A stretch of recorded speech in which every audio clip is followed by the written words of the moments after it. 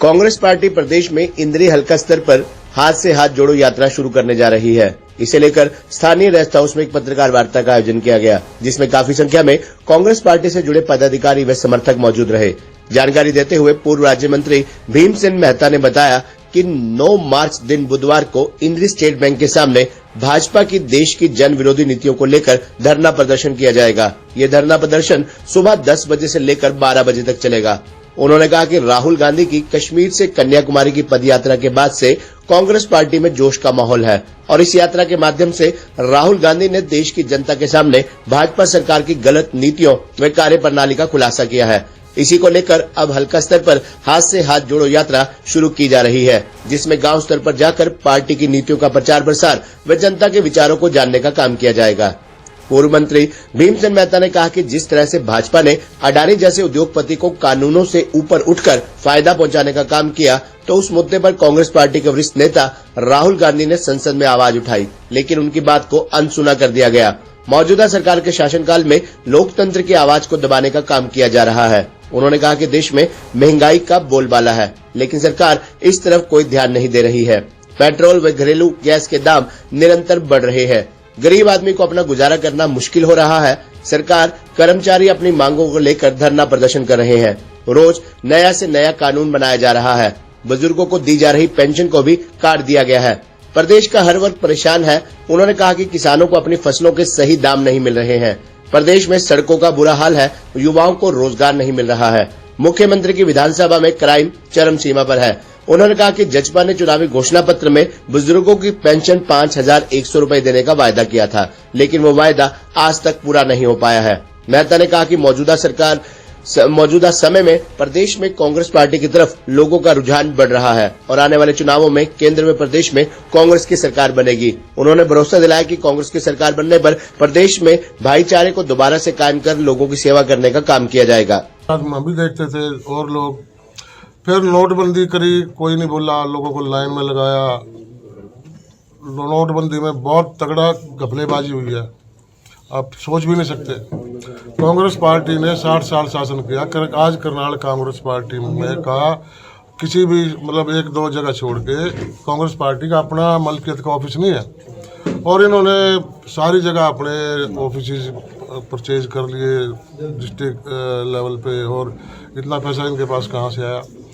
हरियाणा में जब से उदय भान जी प्रधान बने हैं, भूपेंद्र सिंह हुड्डा जी और दीपेंद्र हुड्डा जी लगातार मिल के काम कर रहे हैं और हालात ऐसे हो रहे हैं हरियाणा में, चाहे कल चुनाव हो जाए, लोग कह रहे हैं कि सरकार कांग्रेस पार्टी की बनेगी हरियाणा में। ये हमें भाईचारे को ख़त्म करना चाहते हैं, हमें लड़ाना चाहते हैं और सबसे बड़ी बात ये धार्मिक भावनाएं पैदा करके वोट हासिल करना चाहते हैं। ये मुद्दा, इसी मुद्दे पे सरकार बनाते हैं, इनके पास और कोई मुद्दा नहीं है। हमें धार्मिक भावनाओं में बहका कर, हमें इमोशन करके, सभी भाइयों को इमोशन करके, युवा वर्ग को इमोशन करके ये वोट खींचने वाली बात करते हैं और कोई मुद्दा इनके पास नहीं है। कांग्रेस पार्टी सारे हरियाणा में प्रदर्शन कर रही है, देश में प्रदर्शन कर रही है। जो मेरी आवाज़ सुन रहे हैं और जो कांग्रेस पार्टी के साथ जुड़ना चाहते हैं, वो सभी के सभी 9 तारीख को मेहरबानी करके State Bank of India main चौक पे है, इंद्री मेहता साहब के फार्म के बराबर में है, तो वहाँ पर आने का कष्ट करें और आप भी हमारे पर इसमें प्रदर्शन में शामिल हों और देश का भविष्य बचाएं, इस देश के पैसे को बचाएं। अडानी जैसे लोगों को जो पैसा कर लेके चला गया तो हमारा तो देश का बंटाईदार हो जाएगा। इन चीज़ों से बचने के लिए और नरेंद्र मोदी जी की आंखें खोलने के लिए, भारतीय जनता पार्टी की आंखें खोलने के लिए हमारे प्रदर्शन में और हमारी पार्टी का साथ लेवल की है। इसमें जो पार्टी की तरफ से दिशा निर्देश आए हैं, आपने देखा भी होगा कि श्री राहुल गांधी जी ने जो अडानी जी को इन्होंने फायदा देने का काम किया है, उसकी आवाज़ उन्होंने पार्लियामेंट और राज्यसभा में उठाई, लेकिन उस आवाज़ को रोक दिया गया, बाहर नहीं आ पाई। ना ही उसके ऊपर जो हमारी पार्टी की मांग थी कि यहाँ पर एक कमेटी बनाई जाए और कमेटी इसकी जांच करे, तो इस तरह से मौजूदा सरकार ने किसी भी प्रकार की मांग को पूरा नहीं किया, ना माना। तो आज हम आपके जरिए से लोगों तक ये बात पहुंचाना चाहते हैं कि किस तरीके से पार्लियामेंट में लोकतंत्र के हित की बात नहीं होती। लोकतंत्र में तो सभी को एक अधिकार होता है अपनी बात रखने का। हमारे नेता श्री राहुल गांधी जी ने कई बार आवाज उठाई, लेकिन उनकी आवाज को वहां दबाया गया। हम आपके माध्यम से देश की जनता, प्रदेश की जनता, अपने क्षेत्र की जनता तक ये आवाज उठाना चाहते हैं कि जिस तरीके से वहां पर हो रहा है। बोलबाला आप देख रहे हैं, पिछले 8-9 साल से महंगाई के बारे में किसी भी प्रकार की कोई सरकार का ध्यान नहीं है। हर रोज महंगाई बढ़ रही है, चाहे वो तेल की बात हो, डीजल की बात हो, पेट्रोल की बात हो। अभी थोड़े दिन पहले होली के त्योहार से पहले एक तोहफा दिया गया पूरे देश को, ये 50 रुपए सिलेंडर बढ़ाया गया। तो इस महंगाई की तो बहुत ही कोई अंत ही नहीं है, बेहताशा महंगाई बढ़ रही है। आज गरीब आदमी को खाना खाना बहुत मुश्किल हो रहा है। इस सरकार में सरकारी कर्मचारी से लेकर धरने पर ना बैठा हो, इसके बारे में ये तो आप जग जाहिर है, आप देख ही रहे हैं।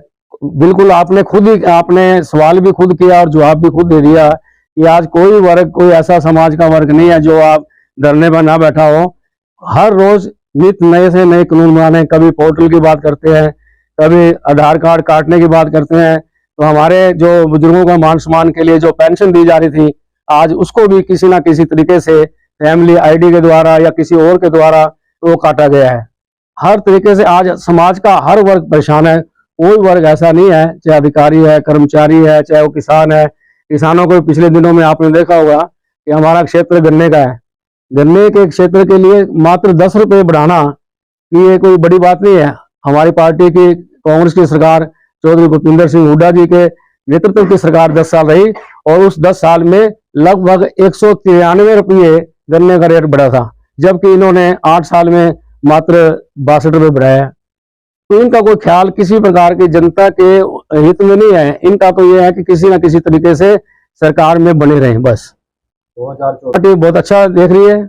और देखना आप लोगों के, हम जहाँ लगातार लोगों के बीच में जा रहे हैं, तो लोगों का भी यही एक उत्साह है कि अगली सरकार 2024 में, चाहे वो केंद्र की सरकार हो, चाहे प्रदेश की सरकार हो, वो कांग्रेस पार्टी की सरकार आएगी। इंद्री हल्के में देख लो, बाहर क्या देखो, खड्डे खड्डे हैं, सड़कों की क्या दुर्दशा है वो आप देख ही रहे हैं। यातायात के साधन को चलाने में कितनी दिक्कत आती है। नौकरी को लेकर के क्या कहेंगे?